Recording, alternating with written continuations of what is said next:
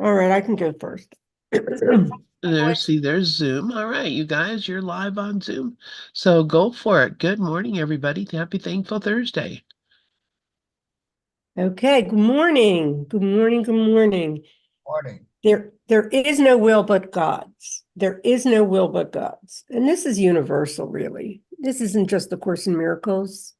Everything is happening without any kind of, I mean, really, there's no thinker either. The thinker is not even Sharon. These thoughts come in and we can't even find the thinker. We can't It's a happening. And years ago, I listened to Roger Costello for years, and that's what he would say. And I would be, but why are the course teachers making it so difficult? It's a happening. But the thing is, see, the ego has a lot to do with this whole process. And to be aware of that is important. What I see in me is my ego is getting more balanced out. It's not as reactive. The one thing it gets reactive about is that people get hurt because I just see there's no reason, and that's a judgment. And who's getting hurt but me, right? Because I'm hurting myself, looking at my brother and thinking that they're hurting when in fact they're in heaven, right? And we are just this matrix, talking matrix. So anyway, in this is what Ken has to say, and I just want to once again just say that Ken Wapnick to me is he has the most integrity that I've ever seen in a teacher, spiritual teacher. And I'm not going to use names today, but the thing about spirituality is it's no different. The world is just the same as the ego, really, because the ego will live in all of us unless it balances out. However, that's not up to the person. What's up to the person is that we slow down, slow the mind down, and realize it's all perfect if we're not projecting guilt. The only reason that the world's not real, and I was listening to Ken this morning, was he was saying because we're projecting guilt onto these people. And that's where the story happens, and that's where the judgments happens. When you give up judgment, and that happens organically, because the ego is on autopilot. And I've had judgments in the last couple of days, and I'm not going to go into it, but just say that, I have compassion for people that are teaching because sometimes the ego gets inflated, right? I mean, I know that I had arrogance in when I got the course, and after a couple of years, I was like, oh, I know what's really going on here. And that is really just thoughts from the thinking mind.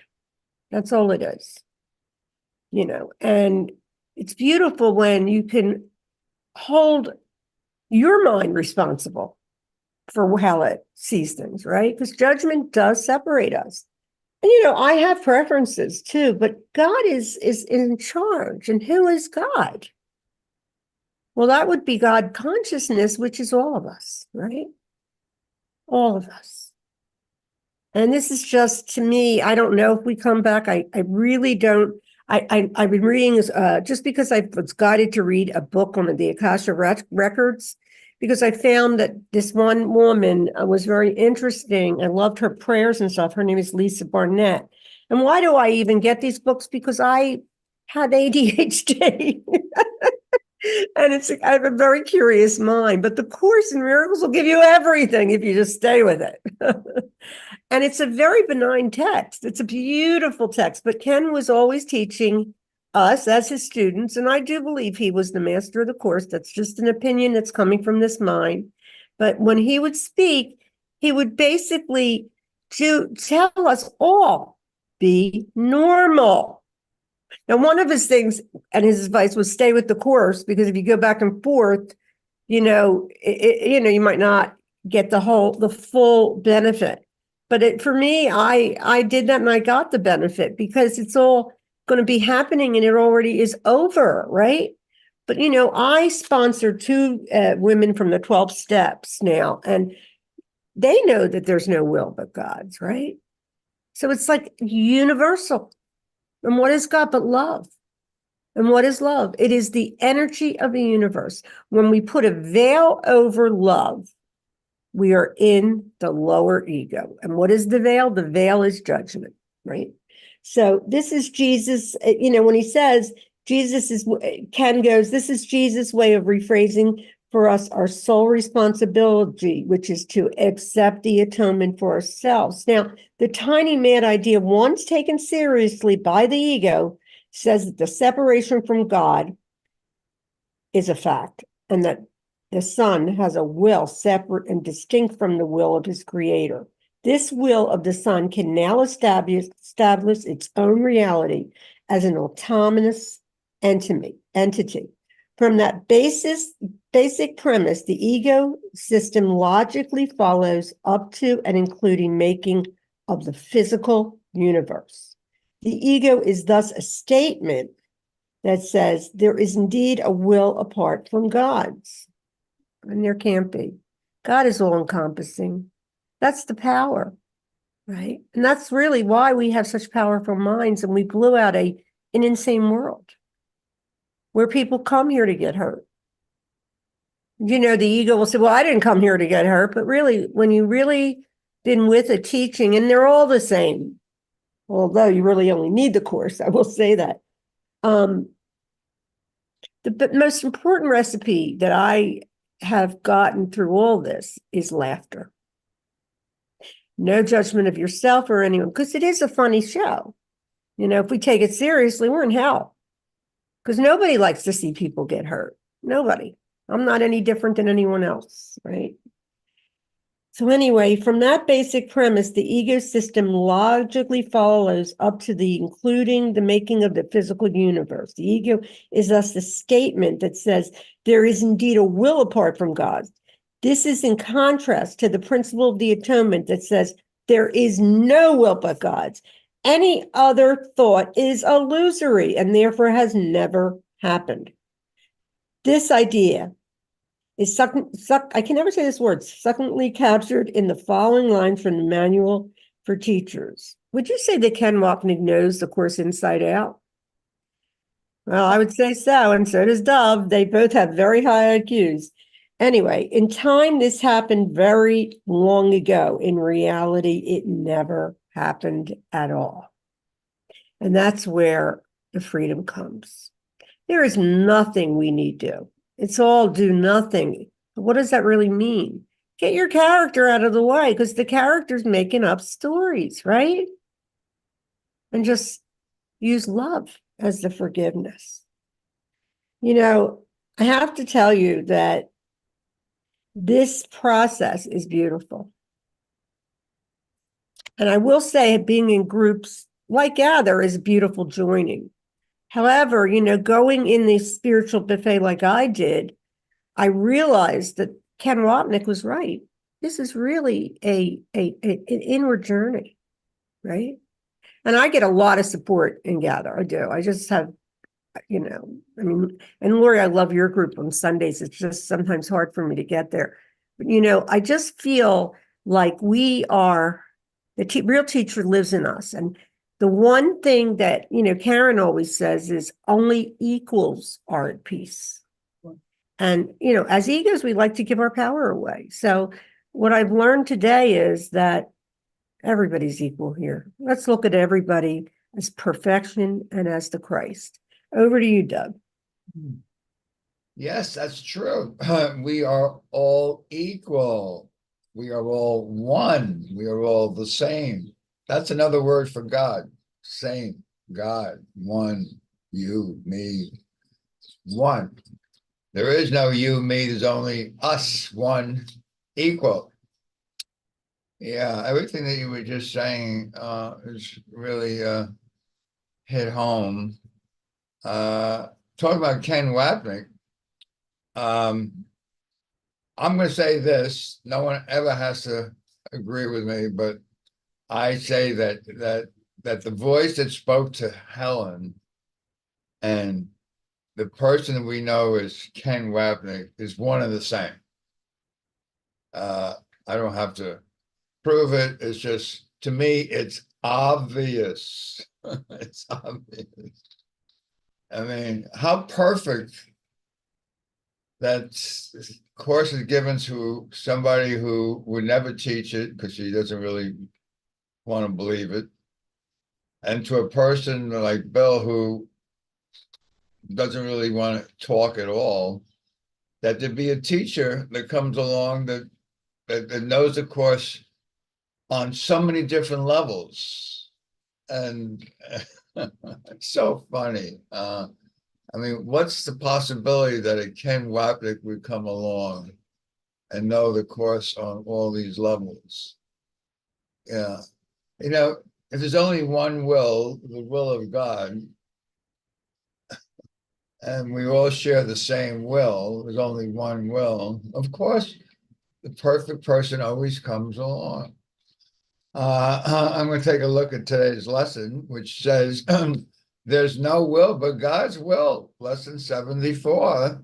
And Ken Wapnick says, peace is threatening because it says there's no will but God's and ours is one with his. Right. I mean, when I'm not at peace, I have my own point of view, my own opinion, my own judgment. Yes, I know better. I know more. I'm special. No, none of that is true. That's a make-believe story. Yeah, we're all one. So what's the possibility of the one showing up to teach the Course in Miracles to a whole generation? Because in those days, in those early days, I was around back in 1980, 81, attending Ken Wapnick's talks, which he started in Manhattan on the Upper West Side in people's apartments. And 30, 40 people showed up. I mean, do you think that anybody in 1980 could speak at that level? Really? Yeah. The course had just come out a couple of years ago. And I remember that if you looked around the room about 45 minutes after the Ken started speaking, half the people were snoozing and their eyes were closed and their head was on their shoulder. Their ego did not want to hear this. I mean, and I always remember this about him. He never started like with an introduction like today we're going to talk about. He started right in the center of the core of the course without any preliminary stuff. I mean, who could do that in 1980? I mean, really. So Ken says about we all have the same will, which is the will of God's. It says because if we didn't have our own will, we couldn't be special. I mean, that's what's special about me. I know I have my own will to learn and earn and do and get and love and and I can do anything I want. No, we can't. No, only in dreams. Actually, we are one, and the one is unlimited. But we don't want to look at that because, after all, I'd have to give up my self-identity. And that's what the ego is. I borrow this from Ken Wapnick. The ego is just the part of us that likes being us. The ego is that part of us that likes being Dove. Hey, this is me. I can't imagine being anyone else. Kind of reminds me of Helen Schuckman. That was her attitude, basically. Her attitude was, listen, the way I see things is the best way. And she was told by Jesus a number of times, no, God sees things differently. In fact, that's a line from the Course in Miracles, which he did a whole workshop on. And God thinks otherwise. That's a line in the Course. It's way up in like lesson 20, chapter 20, I don't know, 24, 25, 26, and God thinks otherwise. Like one time she was absolutely sure she was going to get a grant, and she knew she was going to get a grant to do her work because she was so good at what she was doing. And Jesus told her, "You're not going to get the grant." She was furious with Jesus. What do you mean? I'm going to get the grant. And then finally the letter came and said, "We're sorry to say you're not going to get the grant." Oh my God. And Ken Watley tells the story in absence from Felicity. So just completing what Ken says here for today's lesson 74. If the separation never happened, then we never happened either. That's the fear of losing our individual self. I mean, love never happened except in dreams. Really? Wow. Well, I can live with that, by the way, and we have a word for that. I accept that exactly the way it is. Yeah, why not? Love never happened except in his dreams. You gotta laugh. Really, you gotta laugh. Over to you, Laurie. Thanks, Doug. I was looking for that place in Ken's commentary. If the separation never happened, we never happened. And thinking about the quote you said from him, the ego is the part of us that likes being us. And I thought, really, is that, and then I agreed. At first I was like, I'm not so sure, but of course that was my ego jumping in. Because lately I've had to take the ego part that hates, the ego hates us. So the ego hates ourselves. We all hate ourselves. We all want to be ourselves. I mean, we want to be separate. It's very interesting, but I've had to bring that part into my heart. And so I was looking at what you said. Do I like being that part? But what it is now is when I bring that into my heart in terms of being my higher self, being the Christ self, and I bring the ego part that I've hated into my heart, it dissolves. It goes away. And it's not who I am. But I can love the different facets. We were talking about this on Tuesday, just loving the different facets of expressions of God. Like I love all the different personalities and the ways that God shows up, and they're not separate. They're not different. I mean, we are each of everything. So, but to think that you have something that I don't, that gets into the separation. And lesson 93 says, the self you made is neither good nor bad. And it asks us to take all the qualities that we think of as our personalities and ourself and just look at it and go, oh, it's nothing. But I was jumping the gun because I was trying to do that, because going through this grief of a breakup with a relationship, which is always, like, in my mind, the worst thing that can happen in the world is breaking up with someone. So it's so painful. And a lot of people feel that way. It's like, oh my gosh, I think people stay in relationships because it's hard to leave. It's just so painful. Well, I was trying to look at, you're believing in loss, you're believing in conflict, you're believing in separation, you're believing in separate bodies. But what I wasn't doing was I wasn't, what is it? I wasn't allowing the ego part that just feels this incredible, like, oh, this anguishing cry of pain. I was just trying to block that. I'm not going there. I'm not going there. I'm not going there, because that's just ego and it doesn't mean anything. And this isn't real. And as long as I was trying to block that instead of bringing it into my heart and just saying, yeah, I feel your pain and I'll allow your pain.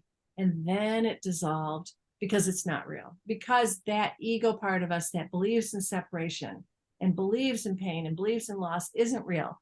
But I was still believing it while trying to say, I don't believe in it. I don't believe in it. I don't believe in it, and pushing it away. And as Carl Jung says, what we resist persists. So as soon as I brought that in of, oh my God, I just feel this way. I don't have to fight this. I can just feel it. But I was also worried about milking it, because there's a difference between feeling it and letting it go and releasing it to truth and wallowing in it. And I think I used to wallow I like what Ruth Fearnow, she does therapeutic mindfulness. What she says is you can swallow, wallow, or allow. And if you allow, then it can just go through. But I didn't even want to allow, because again, it's such a fine line between allow and wallow. So in paragraph 1, line 4, it says the belief that conflict is possible has gone. And Ken says, we find in these lessons, which is why we are studying them so closely, the entirety of the ego's thought system as presented more fully in the text. If I have a will that is separate from ego's, the ego tells me I earned it by triumphing over my great adversary. By thus winning the great conflict, I deserve the wonderful fruits of individuality. This winning, however, is called sin by the ego, followed by guilt, the projection of which causes us to make a God in our own image and likeness, one who has been sinned against, and now angrily and justifiably seeks retribution, an attack we justifiably fear. So this thing about the wonderful fruits of individuality, and this winning, however, is called sin by the ego, followed by guilt. I felt that all the time I was growing up with my brother, who is 1 year younger than me. And I was always the star pupil. I was the A student. I was the valedictorian. I was my dad's princess. I was everything. And one time in a drug rehab center where my brother was, we had a family meeting, and my brother said to me, yeah, Laura, you got dad and I got mom. Well, our mom was depressed and angry and bitter and rageful. And our dad was, nice and fun and friendly. And so I got everything and my brother got nothing. And I always felt terrible about that. I felt so guilty. And at the same time wanted to keep it, for sure. It's certainly better than what he had. And in chapter 18, section 7, my favorite section in the whole course, I need do nothing, there's a line that says, and everyone will find this in his own way, in his own time. And that was, ever since I read that, it was like, oh, thank you, God. My brother is okay. My brother gets home. He will get home. I don't have to feel guilty. It's his, we're equals and it's his path. And that was a release for me. So this whole thing about the equality of God's Son, and we aren't these individuals, and we don't have to hang on to these things that separate us out, is so freeing and so loving. And I'm so grateful there is no will but God's. So I'm going to turn this back over to you, Sharon.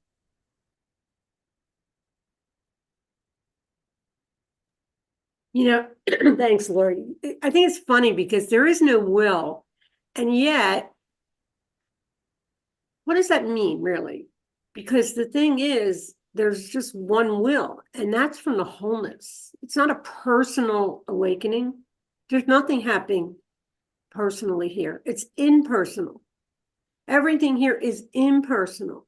Like I began before when I began this morning, I was saying there's no thinker. Try to find a thinker, right? There's no seer. This is just so incredible when you see that this, well, then how am I safe? Well, you're safe as God's Son. The personality, well, you don't know where you are in the script, because that's what it is. It's a script.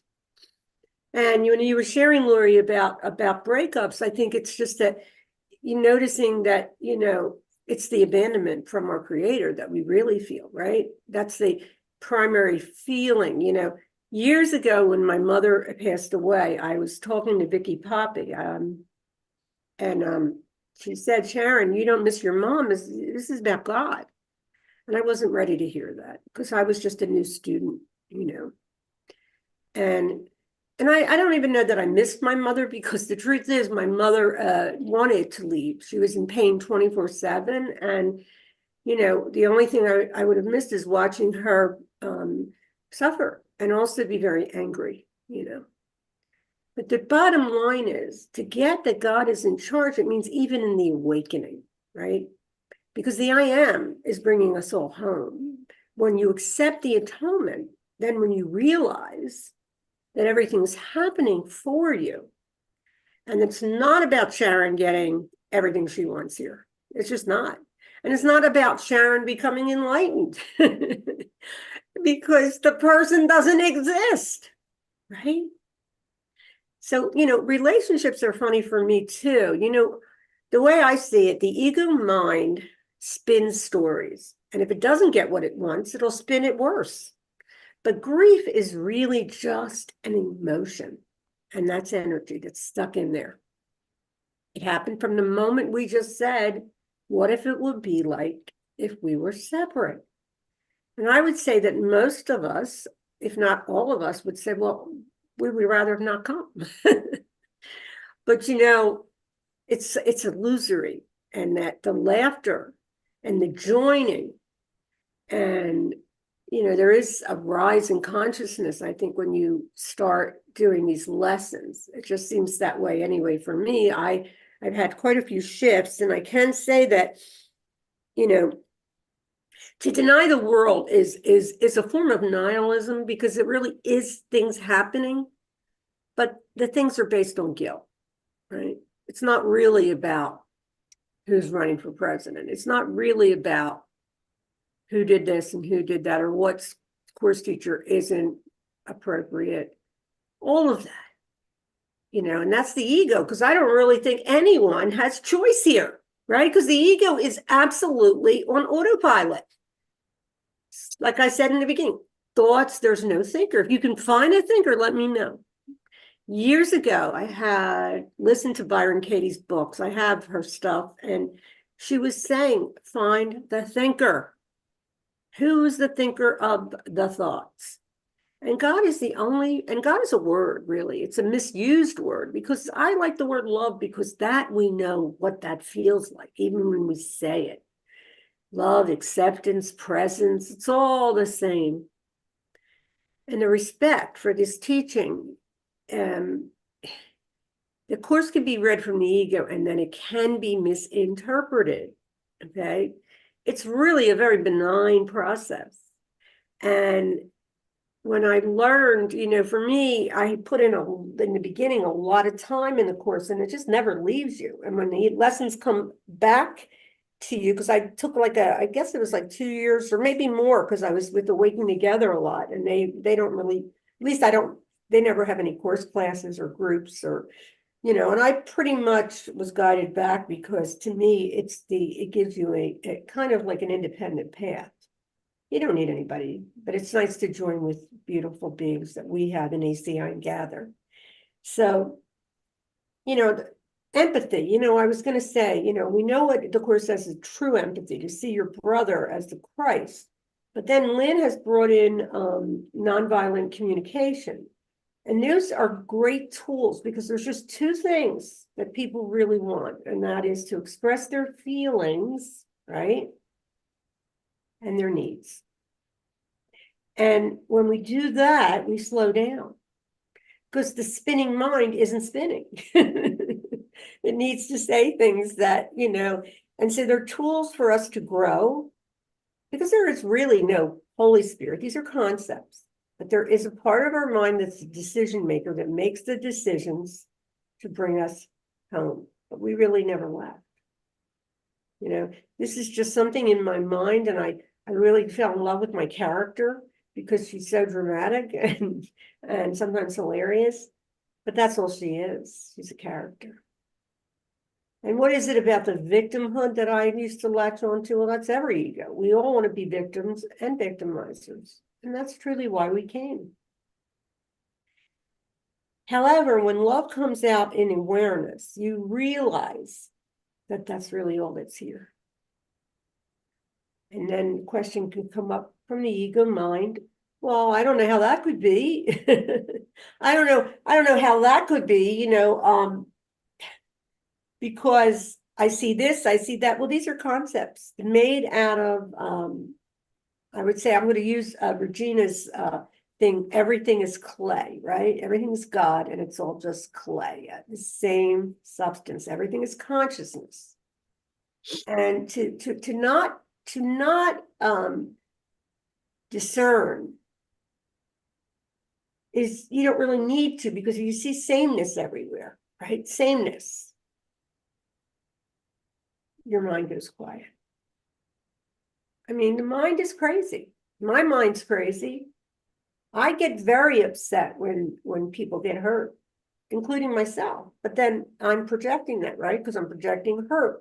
However, there's a compassionate side that I always had as a human, very empathic person I've always been. You know, I just care deeply for people. And I think that's an advantage for me, because I always try to understand, except when it came to two people that hurt me, and I have to let that anger out. But I realized that they were doing the best they could, because it's organic. It's all happening by itself. So to hold someone and hang them on the cross is hurting me, because it's my dream, right? You know, Ken says here, the belief that conflict is possible has gone when he realizes we find in these lessons, which is why we are studying them so closely, the entirety of the ego's thought system as presented more fully in the text. If I have a will that is separate from God's, the ego tells me I earned it by triumphing over my great adversary. And that's interesting. Also, like, if I said to you, like, I had an art school, did Sharon create that art school? No, that was written in the script. Did Sharon create the learning disability that she had, or the neurotic mind? No, this is a happening, and it's happening now. And now is the only time, and it's not time because it's actually timelessness, right? And when we're in this timelessness, we realize that we were dreaming the whole dream. And to let go of our character is to love them. Not, you know, when somebody says, well, the course doesn't say to love the ego. No, it doesn't say, because the ego is really nothing. It's a belief. However, the person is more than the ego. The body, mind is really neutral. The ego mind is the crazy mind that just doesn't want to shut up, right? And then there's the decision maker, right-minded, the comforter. And, you know, to me, at this point in my process, I just want to see everyone as perfect stillness. And if they're talking and I'm upset, that's just happening. But I will bring a story in for just a minute or two. My son, my younger boy, has been sick. His pressure's been off the charts. He's been back and forth at the hospital with me. And when this happens, you know, as the character mother, it gets a little triggered. But it also knows that he's still safe, because his pressure was so high that, you know, he was convinced he was going to have a stroke. And all I could do was just be there for him and really see that it's not about me. You know, the selfishness of the mother ego is, well, you got to do this for me, John. You got to stay well, because if something happens to you, then I won't be able to handle it. And that's true the way my ego was always. You know that. Anybody that knows me knows this is my son that had those other issues with addiction. He's one of the sweetest people I've ever. I'm so grateful that he lives down the street from me, because he's just a sweetheart. And I have had a lot of blessings in this process. And also my unfolding was certainly not easy, that's for sure. But the whole thing is that when someone we love is really, really not doing well, get yourself out of the way. That's what I'm doing. Now, do I fall down the rabbit hole? Absolutely. The neurotic mind comes in and just wants to make sure he's okay, but I'm not in charge.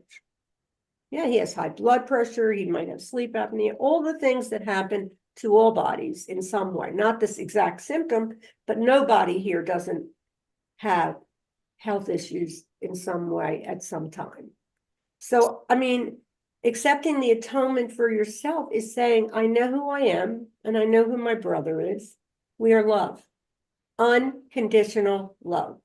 And with that, I'm going to give it to you, Doug. Thank you. Okay, thank you so much for that, Sharon. Yeah, and also we're not bodies, the whole idea of getting sick and the body needs repair and has to go see the doctor.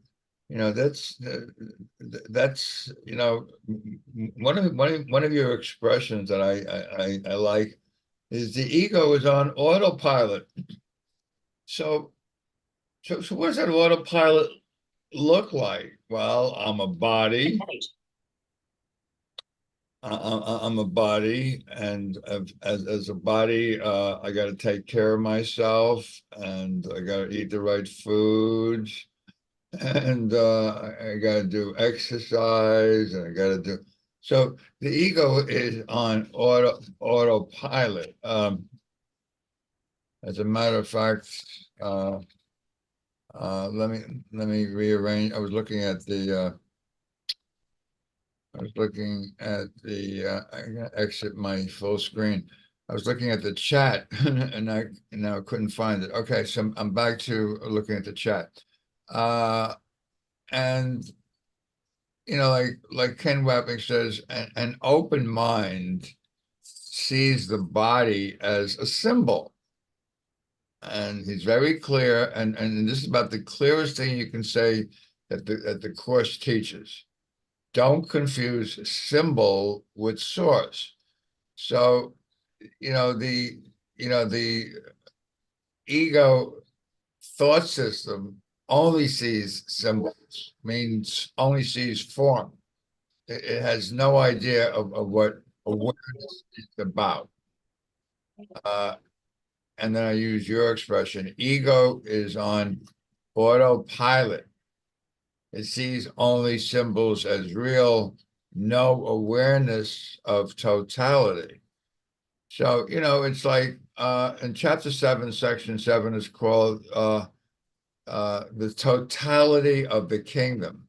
And it's one of the most powerful readings in the course, chapter 7, section 7. And at the very end of the section, it says, if you really want to understand totally, he's telling you that you don't understand anything, basically. If you really want to understand totally, you got to understand totality. Now, totality to me is something that Rupert Spiro made kind of popular with his idea of awareness. And as Rupert Spiro says, put up here in the chat, the two ego directives in all of us is resistance and seeking. So we know for sure that the seeking, seek and do not find. That's right out of the Course in Miracles. Seek and do not find is the ego's mantra. Always something out there is going to tell me something or give me something that I don't have, and I'm going to be so much happier for that. And of course, the other side of the idea that I'm special, I'm powerful, I'm going to find the pot of gold at the end of the rainbow, which is seeking. The other part of us is resistance. And, as Laurie said earlier, from Carl Jung, what I resist persists, and the ego absolutely loves that because it loves persistence. Yeah, I am who I am. I am this personality. I like being me. Why? Yes. I wouldn't want to be anybody else. Well, I have a couple of people I could, wish lists, and all kinds of things in this crazy mixed up world of I want, I need. None of that is true. That's the insanity. We are the Son of God who already has everything. We are complete, whole, and complete. No, I still would like to have a few things I don't have yet. So this awareness that Rupert Spiro is famous for basically says, listen, the ego is always in resistance, and if you're If you're in resistance, you have grievances because you're holding on to the past. And of course, the ego lives in time. In fact, time is the home of the ego. Ego does not live in eternity, which is right now, where we have no needs at all. Ego lives in time. Time was made for the ego. Time and space, different sides of the same illusion, which of course talks about. And he tells you in the Course of Miracles, time is the vast illusion. Vast. He used the word vast. Yeah. So as long as you are on that horizontal axis, marching through time, and I'm going to finally arrive at, get what it is I don't have now. You're stuck in flypaper, as Keith would say. That's time and space is flypaper. You can't get out of time and space unless you are here now, which is the holy instant. And then you can rise on the vertical axis. Now, notice the vertical axis and the horizontal axis make this thing called a cross, which they say Jesus was crucified on a cross. You really got to laugh at the symbolism of this world. Really. So finally, you get to chapter 23, which I think it's the third day in a row. I said, as Veronica, one of the teachers here, Gather, says, if there's one chapter in the course you want to read, make it chapter 23, which is the war I wage against myself. Yeah. And that's exactly what the ego is. It's waging a war against itself. It's shadow boxing. Its arms are too short to shadow box with God. So it beats its brother up. Of course, its brother is itself. And as I project what it is I don't like about myself onto my brother, that he should be punished, I'm punishing myself. As flypaper to stay in this prison that I made for myself, in which there is no escape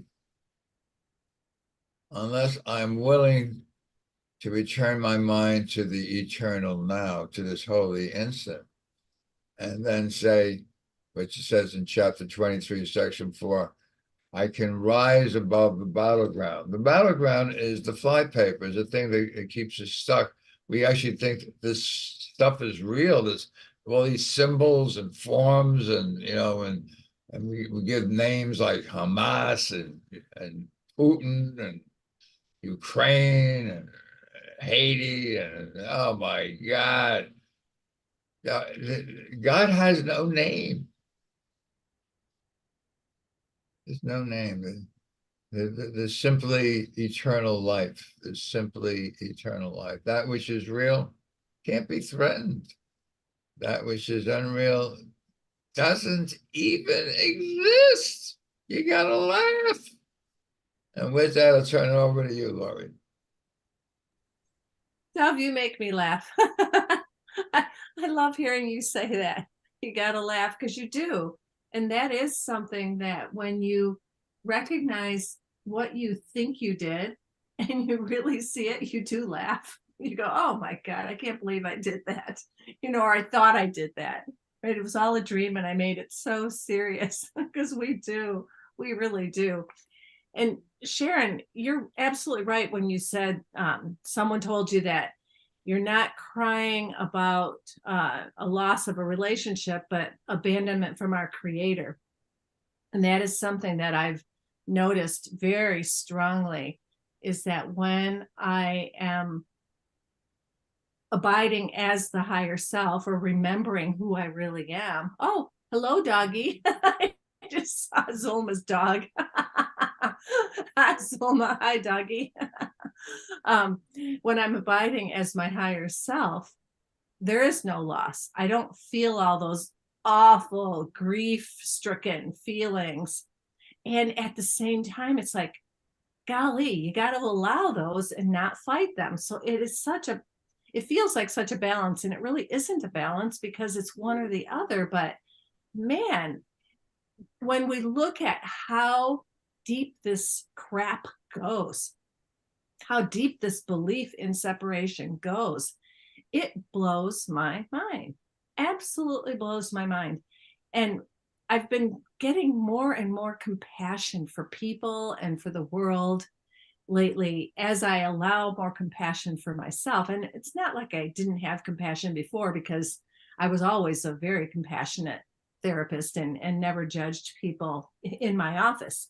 But I defended against the pain or this belief in separation by just being mad at the world or mad at stupid society or stupid people who don't get it or people who aren't on a spiritual journey and they're not looking for God. Anyway, I had all kinds of judgments, and I don't have those anymore. Thank you, God, because I did ask for those to be removed.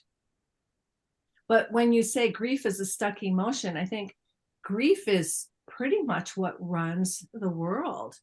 Because when you think if separation is the basic belief that we have, then how do we feel when we've lost someone? We feel grief stricken. We feel terrified. How am I going to live without this person in my life? And as I've mentioned before, I have more compassion because I'm watching my grandchildren going through this separation with their mom, my daughter, and how much absolute terror. I mean, terror. My little baby, when she was like around 1 or 1.5, when my daughter would walk out of the room, this baby would put her head in her hands and scream at the top of her lungs for half an hour. She would just do it until she was exhausted herself. And that's how we all feel. We all have this, oh my God, screaming in terror. I've lost God. I've lost life. I've lost love. I've lost my mom. You know, I've lost everything that means anything to me. And you can't tell the little kid, she'll be right back. And now she's 2, almost 2, and oh yeah, mom will come back, and it's fine. But that terror, that grief, that's down in there, man. We don't forget that. We may seem to get busy with our lives, and they're developing their little personalities, and I want to play with this, and I want to do this, and I want to explore that, and being separate from their mom, like, I'm fighting you now. You're not putting my diaper on me. You're not going to put my bib on me or make me eat this food or whatever. So we get all caught up in our separate self, right? I get to have what I want to do. I get to do what I want to do. I get to be separate from you now. So we go from this oneness to this, oh my God, I'm separate. And then to, oh, I'm going to be separate. I am going to reinforce this and fight you. And it's in there, and it's in all of us. And just seeing how we hold on to that pain and hold on to that grief, because it is stuck in there. It's stuck down in there. And I have realized that this person breaking up with me, which was totally new. I've never had anyone break up with me like that. So it's like, okay, I know there's a gift in this. I know this is a portal to awakening, to just be here and allow it, and just allow that, like, oh my God, this sense of loss and the sense of rejection, and to just expose those false beliefs to the light. And as I allow them and allow everything, oh my God, I don't like allowing stuff. I don't like allowing vulnerability. I don't like allowing grief. I don't like feeling like I'm more in love with him than he's in love with me. That doesn't feel good at all. I don't like any of these feelings, but just allowing them and then they dissolve. They do dissolve. The other thing you said, Sharon, that was really interesting was ACIM is an independent path. And that's why I've always liked it, that there's no guru. I have always been suspect of groups my whole life. And so when the Course in Miracles says the Holy Spirit is your inner teacher, you don't listen to anybody else, it was like, hallelujah, this is my path. Because I have had a number of friends who have been abused by gurus, and I've always been suspicious of them. And so I would always tell my clients or anyone, if I was leading classes or whatever groups, I'd say, if you don't like what I have to say, throw it out. If it doesn't fit for you, throw it out, because everyone's different and everyone has their own inner teacher. So don't listen to me. So I'm going to turn this back over to you, Sharon. Oh, thanks, Laura. Yeah, it's like, well, this is why I love, the independence of Course in Miracles. You don't need anything but your inner teacher. And yet, there was a lot of trauma in this system for, in this mind for a while, because it just seems to, of course, we all know we're attracted to guilt, right? But also, I would say that I do absolutely love being a mother. So when my children aren't doing well, and they're adults now, there's a trigger. There's a trigger, especially my younger boy that is not they're not finding a solution on his pressure was like 240 over 120. It goes up and back, and he's not a positive thinker yet, or done. He keeps telling me he's going to die, and of course, what I do with this situation is understand he's afraid. I can't say you can't die, right? And then sometimes the body, mind gets afraid, right? But, I do take responsibility as their mother. I was a very intense mother. My children went to the doctor for everything because that's how I was brought up. You could say it's because I'm Jewish, because Jewish people tend to be super duper neurotic, especially my family, the way I saw it. Like everything's a crisis. But the thing that really happens in life is the sense of humor, laughing at it. In my life, I've struggled with a lot of things. I've had shame with a lot of things, but it's not me, it's the ego. And we all love Ken Wapnick, and I would say Keith Kavanaugh has taken over and gives all his gratitude to Ken for how he teaches, right? That you're not that, because he hasn't spent, Keith has explained his process where he feels like, when he had anxiety, crippling anxiety for 8 years, he seriously didn't do anything but say, what does it have to do with me? And he kept listening to Ken, reading the course. And so that me is the problem. We all know that. But, the other part of the coin is at least for me, I'm in love with the me. Because the me isn't going to be here after this, right? A lot of people say we come back, and we might, but who comes back? DNA doesn't come back because it's not real. I'll get somebody else's as the I am. And, to worry about the future is really the opposite of A Course in Miracles. It's very clear, like Jesus would always say, let tomorrow take care of itself, right? And in A Course, it's very clear that it really is no future. How could we know anything? We don't even know what we are, because the ego doesn't know what we are. The ego thinks we're people. And mind is what is a mind? Well, you could say awareness. But anyway, Ken is speaking a little bit, about there is no will but God's, and my conflicts about, and whatever it is, cannot be real.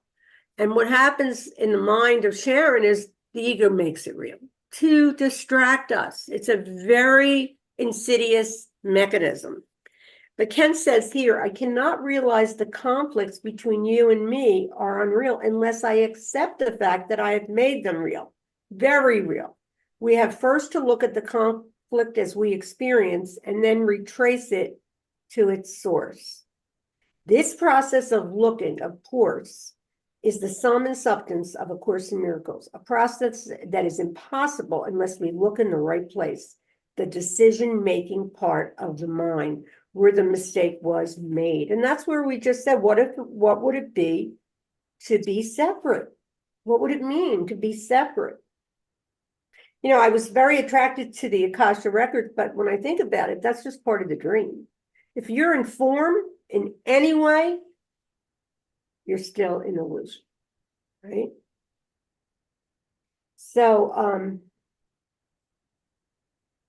You know, in the Course in Miracles, in text chapter 7, it says the Holy Spirit undoes illusions without attacking them because he cannot perceive them at all.